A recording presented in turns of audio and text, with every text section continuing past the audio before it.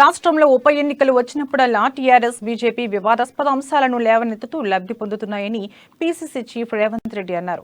రెండు పార్టీలు కూడా వ్యూహాత్మకంగా ఇలాంటి అంశాలను తెరపైకి తీసుకొస్తున్నాయని మండిపడ్డారు. గతంలో దుబ్బాక, హుజూరాబాద్ ఉప ఎన్నికల సందర్భంగా కూడా ఇలానే రెండు పార్టీలు వ్యవహరించాయని ఆరోపించారు.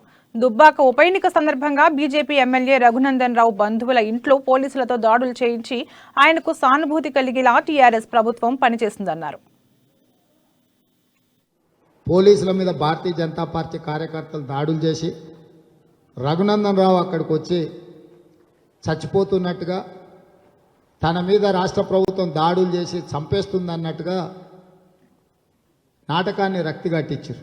ఆ తర్వాత రఘునందన్ రావు గారి బావమరిది హైదరాబాదులో కోట్ల రూపాయలతో దొరికిండు అని చెప్పి ఆనాటి హైదరాబాద్ కమిషనర్ రూపాయలను వ్యక్తిని అక్కడ ప్రదర్శించి దుబ్బాక ఎన్నికలలో ఇవన్నీ పంపకాలు చేస్తున్నారని భారతీయ జనతా పార్టీ అభ్యర్థి రఘునందన్ రావు గారికి రాష్ట్రంలో ఒక సానుకూలమైన సానుభూతితో కూడుకున్న వాతావరణాన్ని ప్రాయోజిత కార్యక్రమంగా టీఆర్ఎస్ పార్టీ నిర్వహించింది.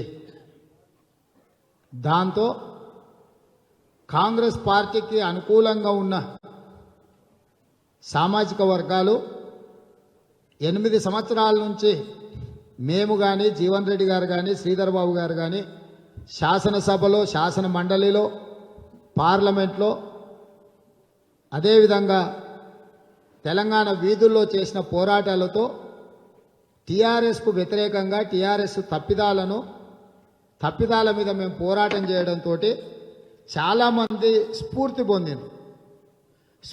పొందిన వాళ్ళు టీఆర్ఎస్ను ఓడించాలని ఎప్పుడైతే నిర్ణయం తీసుకొని ఓటేయాలనుకున్నారో, ఇక్కడ ఎన్నికలలో బలమైన పోటీ భారతీయ జనతా పార్టీ ఇస్తుంది కాబట్టి ఇప్పుడు మేము కేసీఆర్ను ఓడగొట్టాలి అని అంటే సహజంగా ఎప్పుడు కూడా భారతీయ జనతా పార్టీకి ఓటు వేయనోళ్ళు కూడా కేసీఆర్ను ఓడించాలన్న లక్ష్యంతో